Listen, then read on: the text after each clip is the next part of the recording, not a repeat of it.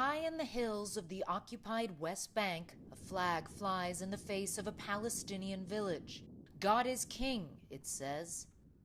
2 young settlers guard this illegal outpost. Construction hasn't even begun, but we are not welcome. So they're asking us to leave. They don't want to talk to us. They said they've been here for about 9 months. Dotted across the landscape, more signs of the fight to assert Israeli control over Palestinian land. The Arabic names on signposts crudely erased. Under international law, the Beit Hogla settlement is illegal, but last February, the Israeli government officially recognized it along with 8 others, a move the U.S. strongly opposed. We're here because God promised us this land, Azrael Picard tells us. Now these settlers have set their sights on a new prize, one that seemed utterly impossible before October 7th. Returning to Gaza, they cheer. That is the goal of Zionist settler organization Nachalah, one of more than a dozen groups now advocating for the re-establishment of Israeli settlements in Gaza. A recent promotional video even boasts that Gaza will become the next Riviera. Daniela Weiss is the godmother of the movement. She's already started recruiting from the 700,000-strong settler community of Israel.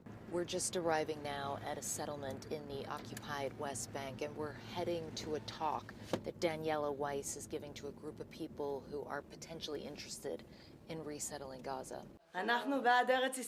We are for the land of Israel and Ben Gvir, she says. About 20 people gather in the living room of a family home. Weiss knows that for many in this community, there is deep nostalgia for Gush Katif, a block of 21 Israeli settlements that were forcibly evacuated by the IDF in 2005 when Israel left the Gaza Strip. This is the vision of Gaza, she says. You see all the nucleus groups. A map has already been drawn up, with 6 groups laying claim to different parts of the enclave.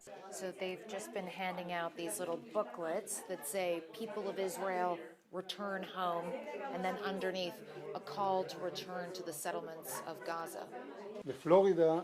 One of the organizers tells the group they have a representative flying to Florida to raise money.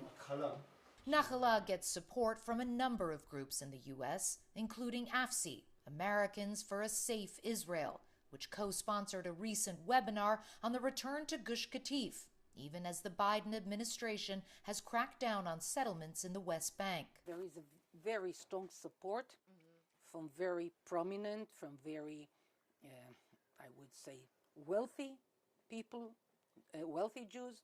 In the U.S.? In the U.S. Can you name any names? No, I cannot. No. Back at her home in Kedumim settlement, Weiss tells us she's already enrolled 500 families. I even have on my cell phone names of people who say, enlist me, enroll me, I want to join. I want to join the groups that are going to settle Gaza. I have to ask you, though, because we're sitting here talking and we're listening to the call I'm listening to prayer. To it. I hope you are listening to it. Which is a reminder, I think, of the people who live here, but also the people who live in Gaza. What happens to them in this vision of this new settlement with Jewish settlers even in Gaza City? What I think about Gaza, the Arabs of Gaza lost the right to be in Gaza on the 7th of October. Yes, I do hear the mosque, I do hear the prayer. Things were different until the 7th of October. No Arab, I'm speaking about more than 2 million Arabs. They will not stay there. We, Jews, will be in Gaza. That sounds like ethnic cleansing. Okay.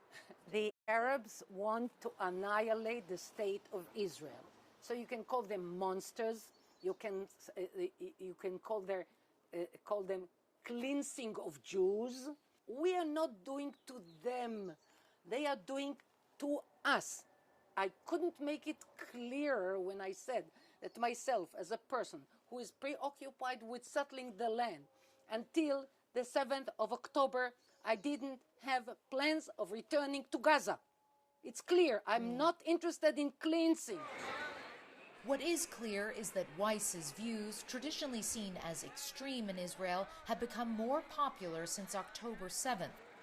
In late January, jubilant crowds packed an auditorium in Jerusalem for the Victory of Israel conference, calling for the resettlement of Gaza.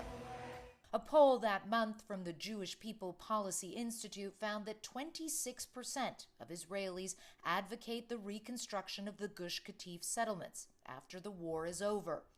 Among supporters of Prime Minister Benjamin Netanyahu's right-wing coalition government, that number jumps to 51%.